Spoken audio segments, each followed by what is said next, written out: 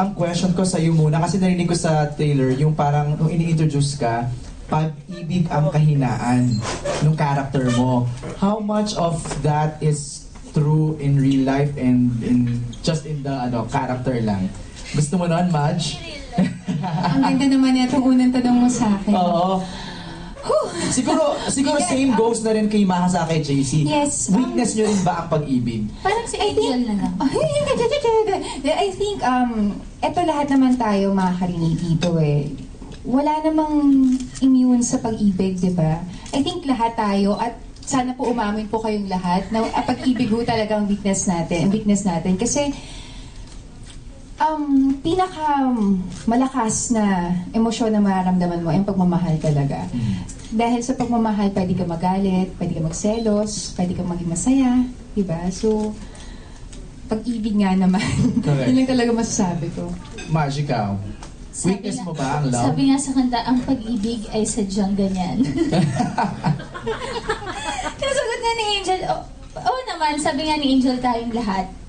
Pagdating talaga sa pag-ibig, yan yung, dyan kayong bumubuhos lahat-lahat eh. Tapos, pag hindi na ibalik sa'yo yun, manghihina at manghihina ka. Tama. JC? Ako po talaga, yung pagkatao ko, generous talaga eh. Nag-react agad. Kwento mo, parang maintindihan namin. Hindi kasi si Max, yung character ko, very generous kasi magbigay ng love. So, ganun din ako. Diba? Diba? Tulungan niyo naman ako. Sige. Hindi. Oo, tama Agree kasi. na lang kami. Ano talaga yun? Yun talaga yung pinakamagandang bagay na mangyayari sa buhay ng tao. Kaya itong character ko dito, bilang Max, personally, nagiging masaya ako kasi nagbibigay ka ng love eh. Right. Yung walang hinihinging kapalit. Oo. Henry, ano bang inspiration nyo dito sa The Legal Wife? Saan mo napulot itong kwentong to? For the past, ilang years yata, nasunod-sunod yung mga kwento about affairs, tungkol sa infidelities. Napansin lang namin nung una na parang hina-highlight lagi ang kwento or parang ang bumibida palagi are the other women. Parang ine-explain lagi the other woman. Okay. But a lot of us, a lot of sa pamilya, rarely, hindi talaga napapakita o napapagdaanan, hindi nila alam yung pinagdadaanan ng isang asawa. Okay. Yung totoong asawa na despite sinasabihan na siya ng lahat ng tao na ang tanga-tanga mo na, iwan mo na yan, or ganyan. Pero bakit nananatili or pinaglalaban ng asawa, ang kanyang asawa, or ng babae ang kanyang asawa din. Actually, it started there. Okay. It started in that idea. And then, naku, chichismis ko ba? Siwana yun. Siguro kasi ang dami naming kaibigan sa produksyon na may pinagdadaanan talaga. Na ganun din ang storya. Na ganun ang kwento. So, sabi namin, what if we create something as a soap opera about this intricate relationships of the wife in particular. Pakita natin talaga na ano ang pinagdadaanan niya. And then, sa production din, meron din naman nung mga the other woman na in-interview namin. And what if ipakita talaga natin, bakit? Yung isa namin in-interview, sabi nila, babae rin ako, ang hirap, kasi babae rin ako, at babae rin yung sinasaktan ko. So, at syempre dahil ang liit ng production, meron talaga ng asawa na nag-iwan. So, nandoon yung so nung in-interview namin itong mga tao na to, this is interesting.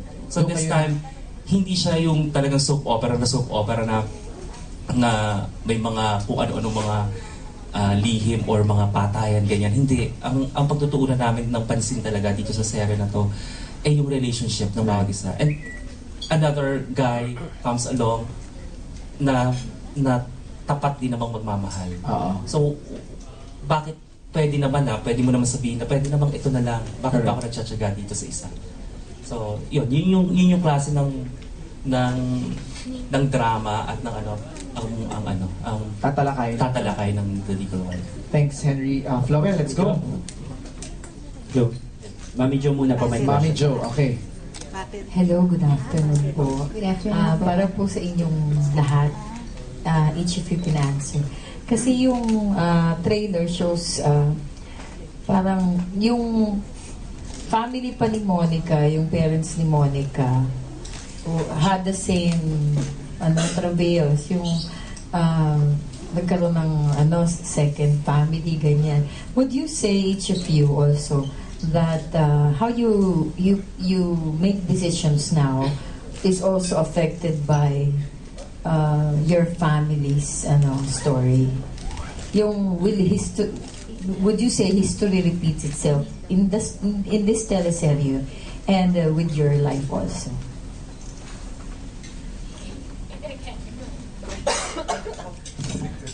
Kayo dapat sumagot dun kasi hindi naman sila interesado sa buhay ko. Ano ba kayo? Pwede rin din. So, ang question po muna is about the teleserye or sa personal na po na? Sa teleserye. Sa teleserye po. Yung tungkol po kay Monica, ang aking character po doon, hindi naman ho, ibig sabihin na inuulit ng history kung ano man nangyari sa past. Pero lahat kasi ng mga nangyari sa ating nakaraan, yun yung nag-molde sa atin, yun yung nagbibigay ng personalidad sa atin. So kung nung bata pa lang tayo, meron tayong mga na-experience mga ganitong problema, so malamang paglaki natin, bit-bit natin, yun yung mga bubog natin sa buhay. Pero hindi naman necessary na kung ano nangyari sa magulang mo, o kung anong magulang mo, ganun na magiging ending mo, di ba? Kasi may kanya-kanya naman tayong journey sa buhay. Kailangan lang natin maging honest sa sarili natin kung anong tama at mali at kung anong gusto mong maging bilang mabuting tao, di ba? So, kay Monica, parang lang siya, parang siguro dahil naiwan siya at hindi niya alam kung anong dahilan, kung bakit ako, na normal na rason ng mga kababaihan na iiwan na ba't nangyari sa akin to, bakit ako, pwedeng dahil nalulungkot na siya nag-self-pity, pwedeng iniisip niya karma. Karma siguro to dahil lang kasalanan ng magulang ko, napapasa sa akin. At nasa kanya yung kung tatanggapin ba niya, akuin ba niya, hindi, sige, kasalanan kasi nila to, kailangan kong pagsisihan, kailangan ko itong tiisin. Or, ay hindi, lalabanan ko to kasi iba ang buhay ko. So, yun lang po. Pero naniniwala kami sa Angels na ikaw ay nagbabayad sa mga yung karma, you believe in karma. Pag yung word na nagbabayad, but because that's very, very Filipino, ikaw ay nagbabayad sa kasalanan ng mga magulang mo? Ang karma ko kasi syempre, ibang religion ho talaga yan. And sa atin naman, bilang Christian tayo, naniniwala rin naman tayo na kung anong kasalanan ng magulang natin, nagpapatong-patong yan hanggang sa generation po natin. Pero, sa akin kasi, ang akin lang naman po, paniniwala ko, pantay naman ho ang Diyos. Hindi naman yung siguro ipapasa sa iyo kung kasalanan ng iba. Kasi ganyan tayo kamahal ng Diyos. Hello po. Masyado na tayo umaano. Malalim Yun yan, naman yung no? sa akin. Lumalim, oo. Miss Madge. Yung sa character ko naman po, yung kay Nicole, umiiwas siya na sana hindi siya matulad sa mami niya. Pero may mga pagkakataon na nagkakapareho.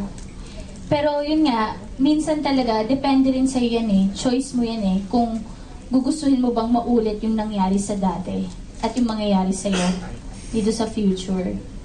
So yun. Yun naman sa karma, isipin nyo lang laging good karma. Tama. JC, you wanna add? With Max naman, backstory ni Max kasi very lonely siya dahil yung family niya hindi niya talaga kasama. So, longing for love and hindi lang pala looking for love.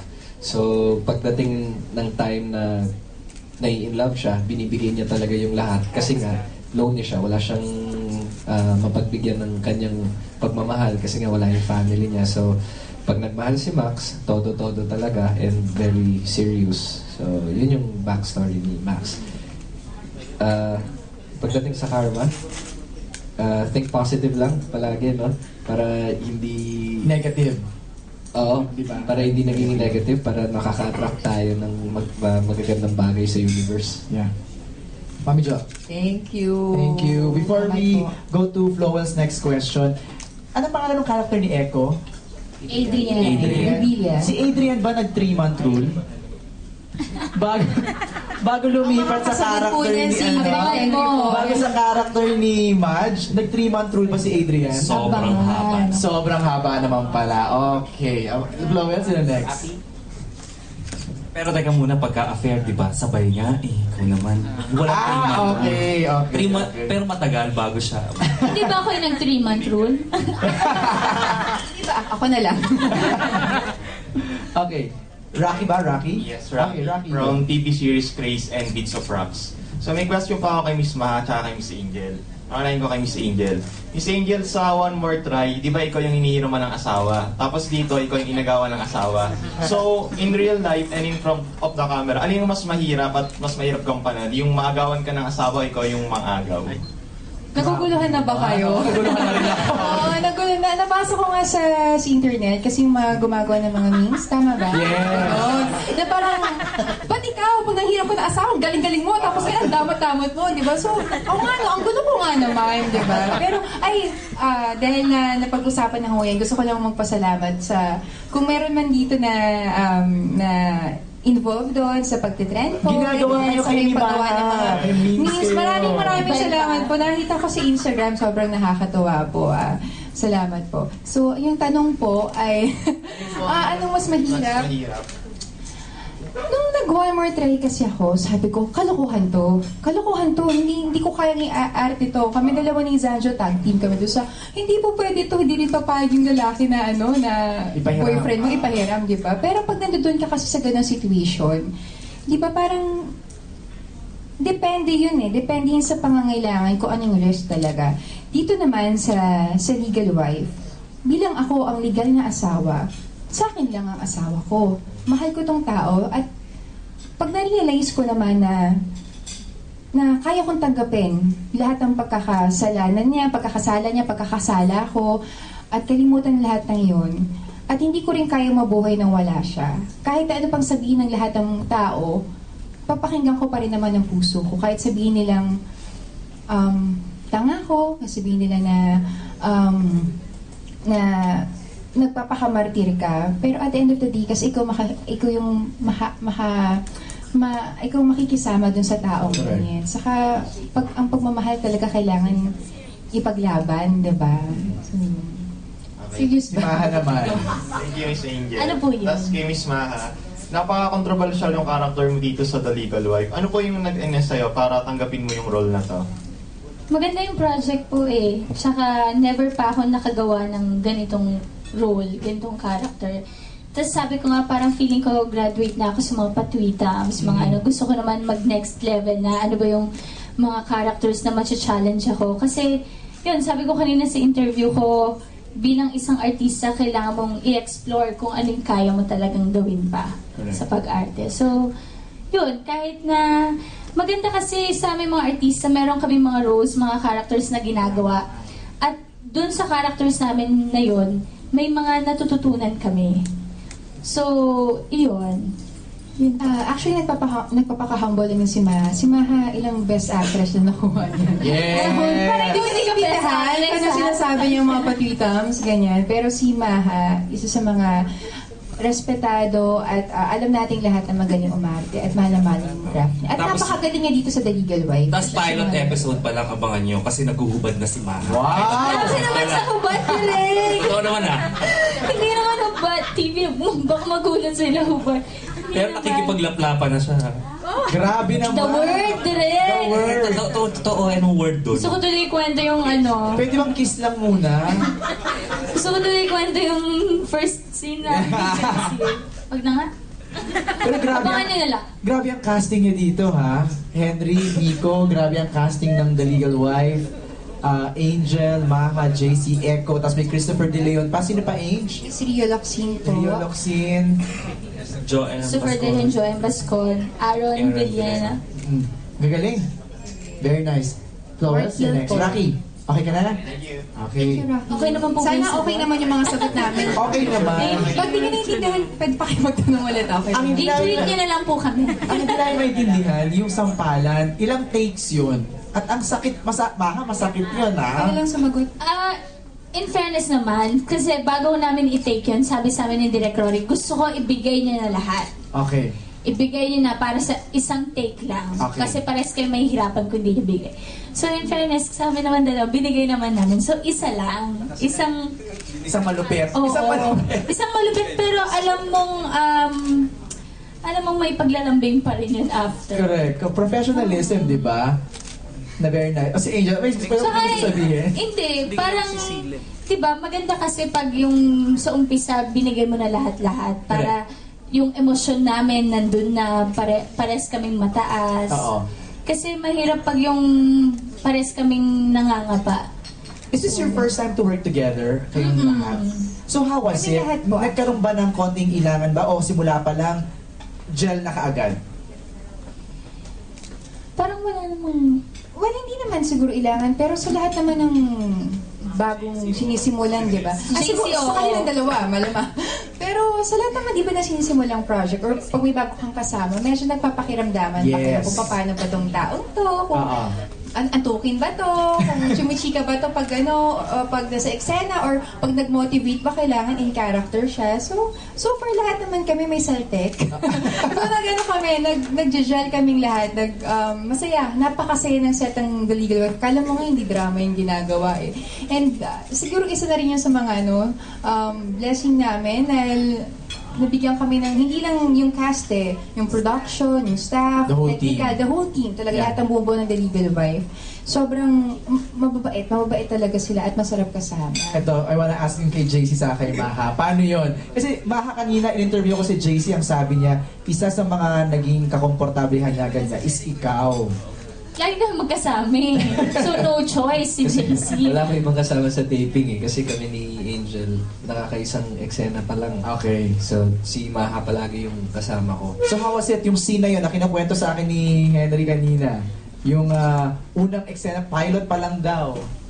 Parang ang hirap gumawa ng ganong klaseng eksena na pinakauna, tapos malalaman mo, parang yung gusto mo pala na babae, parang yun yung makaka-eksena mo. Kasi syempre, hindi ko naman tinatago din to sa kanya eh. Di ba? Parang, hindi, alam naman ng lahat eh na, di ba, naging crush ko naman talaga si Ma. So, ano yun eh, May mga pasabog ka din. Anong year yan, Lagot JC? ka, JC. Hindi, alam ng lahat yon nung lumipat ako, di ba? So, hindi ko naman dinedenay yun naging honest naman ako doon. So, syempre, para sa akin, yung adjustment nun, na syempre, kinakabahan ka, parang dream come true to. May parang kaba, may ganon. kilig, no? Halo-halo. Pero at the end of the day, syempre, artista ka, aktor ka, kailangan mong gawin yung kailangan mong gawin, kailangan mong tapusin. Pero, syempre, ako, masaya dahil pagkatapos mo ng taping, nakangiti ka. Diba? Happy ka eh. Oo, nakangiti ka. Pero hindi. Alam mo, patay ka talaga. Hindi niya Punta ka na ng next taping, ha? Hindi, pero ngayon, very comfortable na ako kasi mababait silang lahat. Very inspiring sila panoorin magtrabaho. Siyempre, itong mga kasama ko, mga award-winning, di ba? Best actor. Mukha best naman na si actress. JC. Diba? So, Nilibre ka namin. nagiging inspiration sila sa akin na alam mo dapat na kung saan ka lulugar, alam mo kung sino yung mga titingalaan mo, kung sino yung mga rerespetuhin mo talaga na tao. So, sila yon. So, masarap magtrabaho, lalong-lalo na pag sila yung kasama kasi alam mong lahat sila magagaling, alam mong lahat sila mga performer talaga. So, wala. Makikipagsabayan ka talaga. Kailangan mong makipagsabayan and Yeah. very thankful ako sa kanila kasi lahat sila talaga naging mabait sa akin. At lahat sila naging suportado, di ba? So, very happy ako. Maha, we wanna hear you. Ano po ulit? Yung first... Nawala kasi ako sa pasabog ni JC. I know eh. Yung scene yun na unang ginawa, wala bang awkward moment? Was it comfortable agad? Siyempre hindi. Kasi yung first taping namin yun, tapos first na magkaka-eksena kami ni JC, tapos sobrang ang intimate na nung eksena. na kailangan nasa bed na kami, ganun kagad Wala lang man na. lang. Sabi ko nga kay Direk Rory. Sabi ko nga, may ganun eh. Kailangan ng, syempre, di ba, sa lahat naman, kailangan ng warm up. Yes. Ha? Sa atin wala. Walang warm-up din sa amin eh. Diretso Sabak agad eh. Oo eh. Ayun na. Sinabi ni JC eh. Ayun. Sa mga dapat abangan sa shows Isa namin. kasi yun, Kasi hindi namin nahihirapan kami actually na magkwento ngayon sa inyo kasi maraming hindi pwedeng sabihin. Maraming Right. pasabog. Kasi yung treatment ngayon dito sa The Legal Wife, kung napapansin niyo parang pelikula, di ba? oo. So hirap na hirap kami na hindi sabihin sa inyo kasi excited kami sa kwento talaga eh. At syempre nararamdaman na namin yung characters namin. Hindi po namin pwedeng sabihin kasi yun sa mga dapat yung abangan sa teleserye talaga. Pero I guarantee, Sa pilot, assure nyo huwag na. yung imbis yung pilot. Kasi, Yun nga, kasi lahat ng mga, parang sila lang ang nagkakaintindihan dyan na malalaman nyo talaga. So, ini-emphasize nila na we really have to watch the pilot episode. January 27. Flowell? Hi, good afternoon. I'm June Cardonata. Good afternoon. Hello. My question goes to Sir Henry. Kasi halos lahat naman ng mga films that would tackle about the wife, the other woman, medyo balance yung pagpe-present ng characters. Napapansin ko yung ibang pelikula pag may fourth character, like picking up from the character of Max ni JC. How sure and how can you guarantee na hindi lalaylay yung character niya as the story goes? Actually, syempre ina-assure ko kayo bilang akong creative head na hindi lalala yung character niya. Kasi sabi nga namin, marami kaming hindi masabi kasi para mas simple lang kaya abangan niyo yung pilot kasi maiintindihan niyo yung importance ng character ni Max na isip niya, hindi siya pwede talagang mawala dun sa kwento ng apat because somehow may relationship sila apat na hindi po pwede kung sabihin ngayon ang sabihin na crucial sa kwento. So yun talaga kasi naiintindihan ko yung sinasabi mo sa dami na nagdaang mga pelikula, it's always the husband, the wife, and the other woman. Rarely you will see a fourth na parang pang-quadrangle or ano. But this time I think yun yung isa sa nagpabago. And actually pag napanood nyo parang dahil ba hindi lang ako sanay na si JC nasa ABS-CBN pero yung mapapaganyan ka talaga sa kanya, I mean, sinasabi na dahil bading ako at crush ko siya or something, hindi. But fresh siya at saka yung parang, wow, nag-iba yung buong dynamics ng kwento because of him. Okay. June, salamat ha. Next. Good afternoon po. Gracie po at It's Me Gracie that vlogs po. Ayun ka, Gracie, para makita nila. Ay, ayun ka ulit. Ay, ayun na pala. May question po ako direct. Tanong ko lang po, yung pong bang title na The Legal Wife, was it intended to be parang mag-center mismo dun sa talagang legal wife? Or meron pa pong iba pang tinatakal yung series aside from yung family or siguro Nicole, can I tell this? Yun na. Okay. The original, the first title. Para lang, kasi nataon lang kasi na ang mga teleserye na ginagawa ng ABS-CBN, kadalasan ibang kanta at ganyan. Actually, ang original title nito, Hanggang Kailan Kita Mamahalin. Because every character is asking that question. Hanggang kailan kita mamahalin? And then because it's ano rin naman, nung nag-isip kami, ano yung pinaka-may catch na na title? And it's The Legal Wife. And you'll be shocked because I cannot reveal right now because we're just in the pilot episode. Pero dapat yung tanongin, bakit Legal Wife ang title nito? And that you have to see for this series. Thank you, Father Rick. I have a question with JC. This is your pinaka-first project with ABS-CBN, tapos prime time pa. How was the experience and how was this experience working with Miss Angel Locsin and Maha Salman? Since medyo sobrang heavy drama talaga yung gaganapan. like I said kanina, very, very grateful and thankful talaga ako na napasama ako dito. Malaking bagay para sa akin makasama tong mga magagaling na actor, magagaling na writers, directors. Hindi ko talaga ma-explain kung paano talaga yung nararamdaman ko kasi hindi ko alam kung kakabahan ka ba o ninervyusin ba ako dahil itong mga to yung mga kasama ko. Pero pag pinag-isipan mo talaga yung sa positive side niya, malaking tulong to para sa akin kasi nag-open siya ng malaking window for me to learn. Tapos na parang mag-grow as an actor kasi syempre itong mga kasama ko nga magagaling talaga. So wishful thinking, damay nila ako, mahatak nila ako gumaling din sana.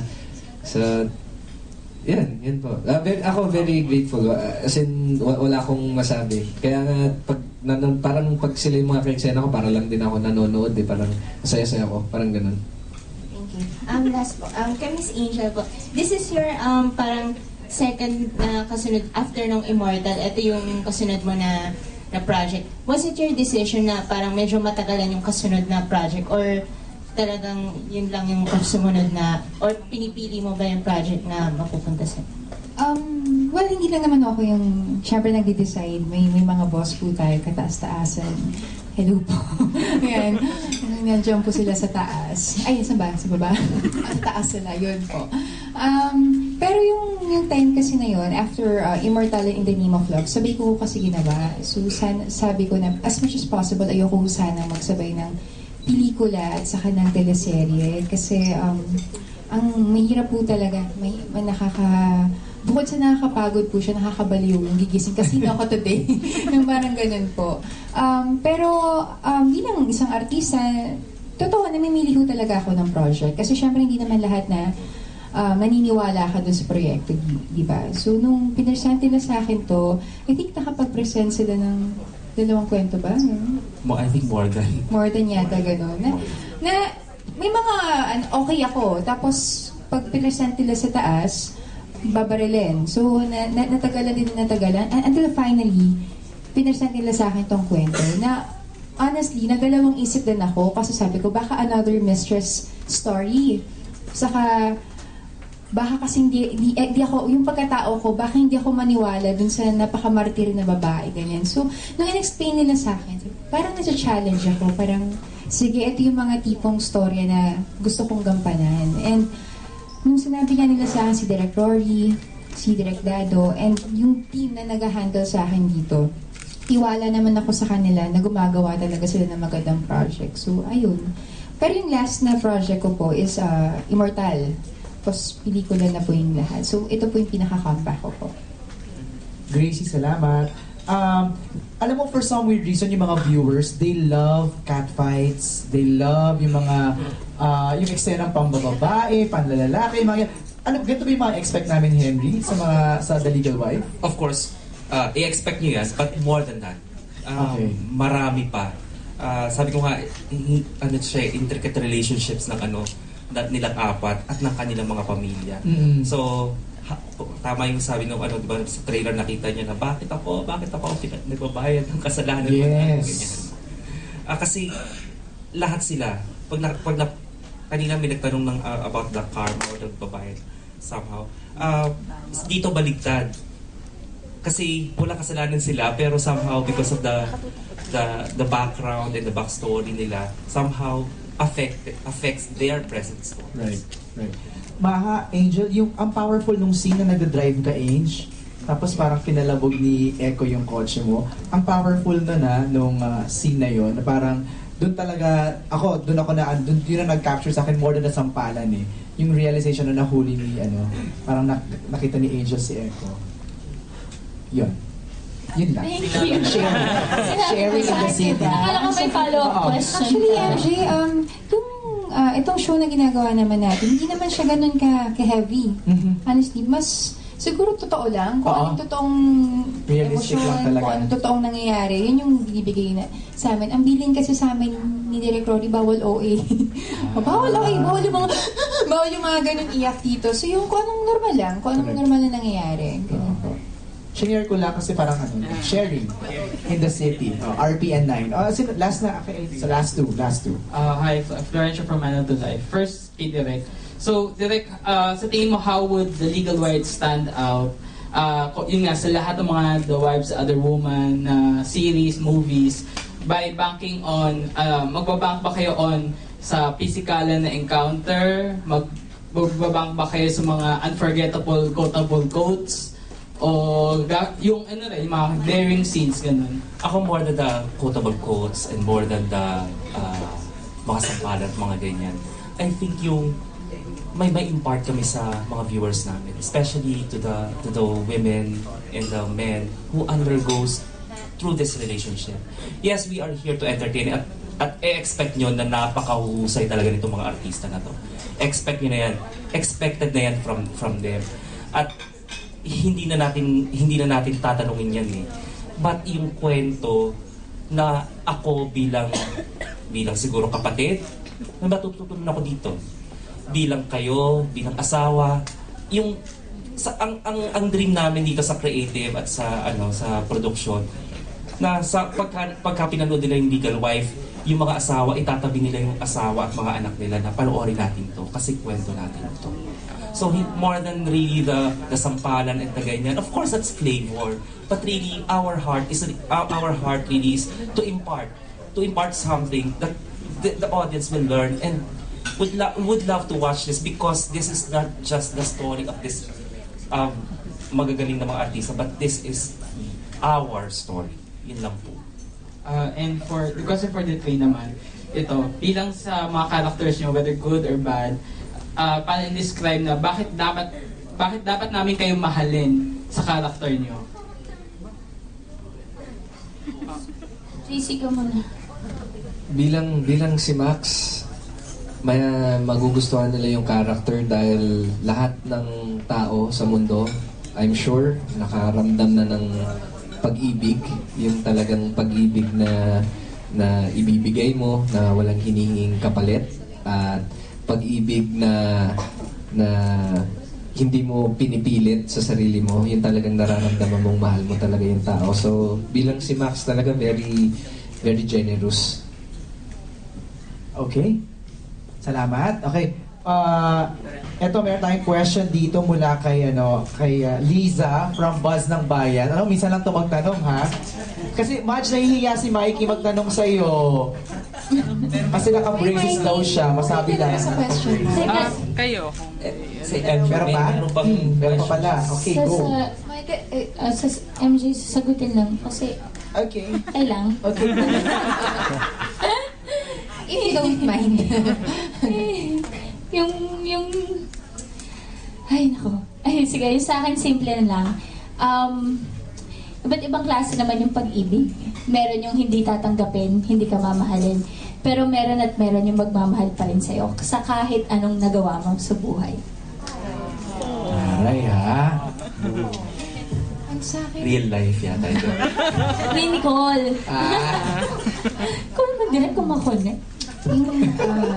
yung sa akin naman po, wala naman po kasi... Na-pressure si Angel sa sinabi. Hindi, iisip ko kasi ang hirap kasing sabihin na ganito yung character at mamahalin nyo, di ba? Wala naman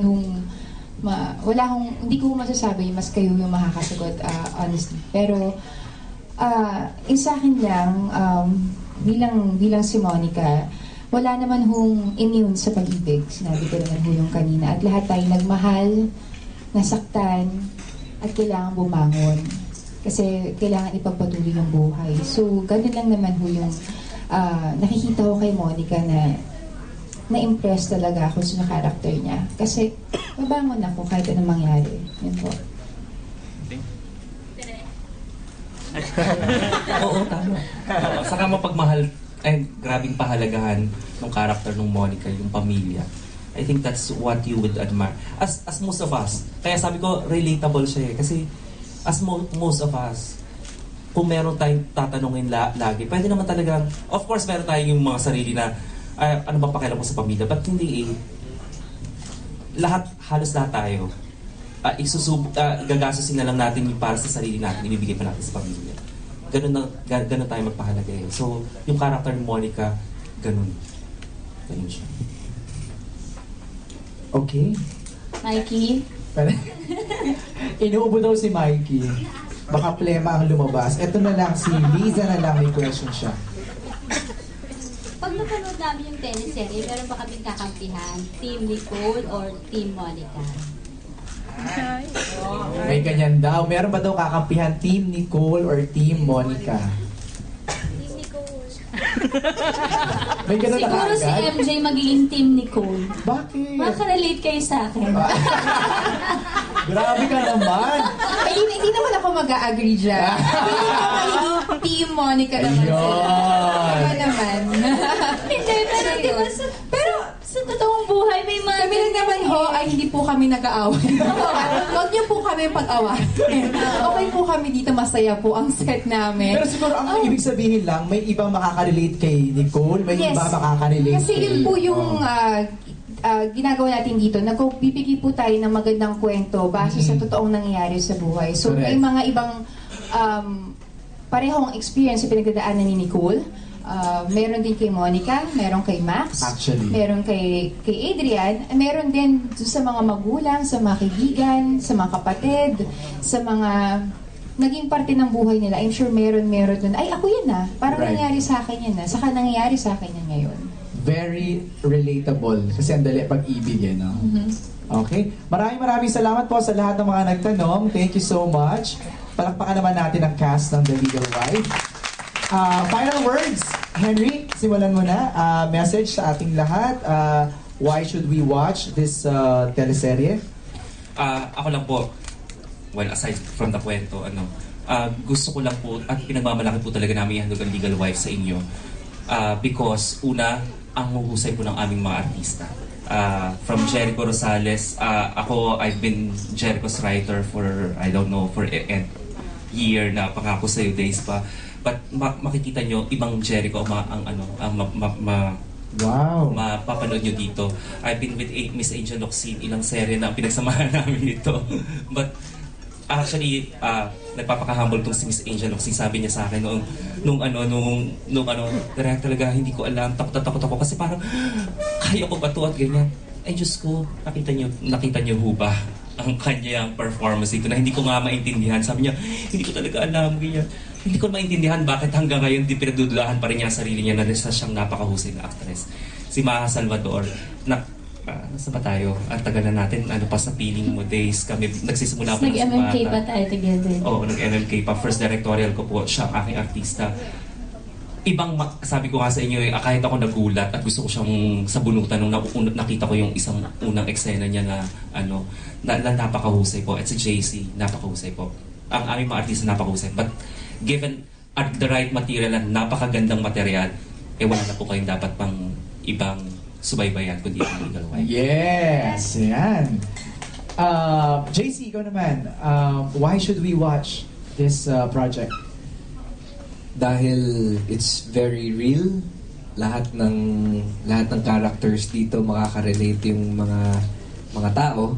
Hindi lang yung mga kabataan, yung mga teens, pati lalong-lalo na syempre yung mga adults, di ba? And hindi lang yan, marami silang mapupulot na mga magagandang aral dito sa aming palabas. Hindi lang papanoorin tong mga mahuhusay na aktor, pero yung story talaga, yung papanoorin talaga nila. Kakapitan nila dito. Okay. Team Nicole. Ayan, sabi mo Team Nicole.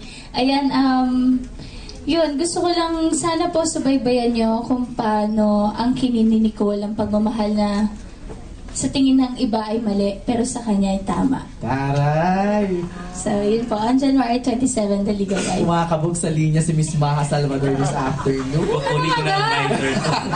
Mga pang Twitter eh. Oo, mga pang-headline. And of course, ang Team Monica Baka naman. gusto mo ng chance? Ulitin mo sa'yo. Kung bakit kailangan niyo pong panoorin ng The Legal Wife dahil nakikiusap po kami sa inyo. Actually, nakikiusap gusto po kami sa inyo na tulungan mahatid sa mga tao, sa mga viewers, kung gaano kaganda tong show na ginagawa natin. So, kailangan po namin talagang tulong. At maraming salamat po sa oras na binigay nyo dito sa amin.